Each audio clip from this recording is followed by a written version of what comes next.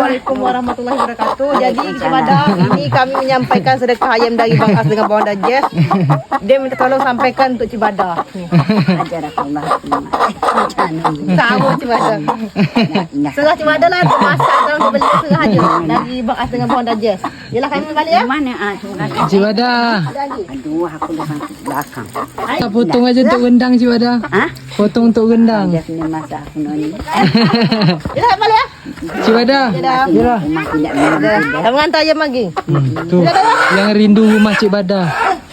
Udah penuh dengan bunga-bungaan tuh. Ayam dari Bang Dajes dengan Bang As kita bagikan ke Bang Muji. Mujiono, Muji dapat betina. Cibadah dengan Nur dapat jantan. Kita tengok Bang Muji lagi ngapuk pintu tutup.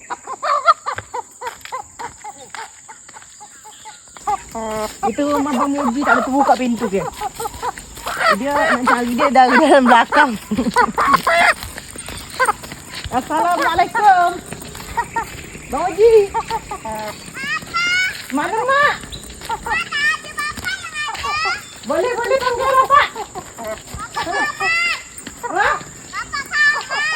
Jadi kita kalau nak cari Bang Muji guys, jalur belakang. Ini kita akan menyampaikan ayam dari Bang Dajes. Gila planting beranak ni. Bang Muji dari Bang As dengan Bang Dajes sedekah ayam. Banyak. Terima kasih Bang As. Terima kasih banyak. Okey guys, ini rumah Bang Muji cantik kan guys. Kita lanjut lagi balik. Bukan.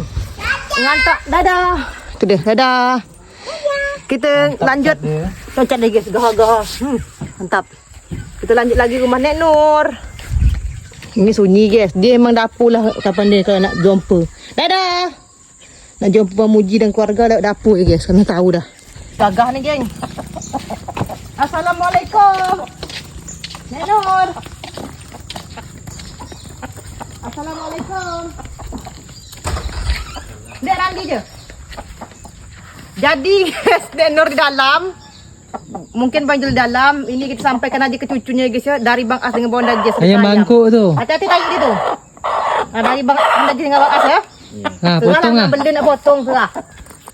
Rapi sungguh rumah Nek Nur Bang Ijul dengan Randi guys. Jadi selesai sudah kita bagikan ayam dari Bang Dajes dengan Bang As. Terima kasih banyak abang-abangku ya. Dengar tak suara tu guys. Itu suara Bang Ijul sesak. Siannya Bang Ijul guys. Semoga cepat sehat dan ada rezeki untuk dia berobat lagi. Karena tajak ke sana. Dadah, Bang Ijul.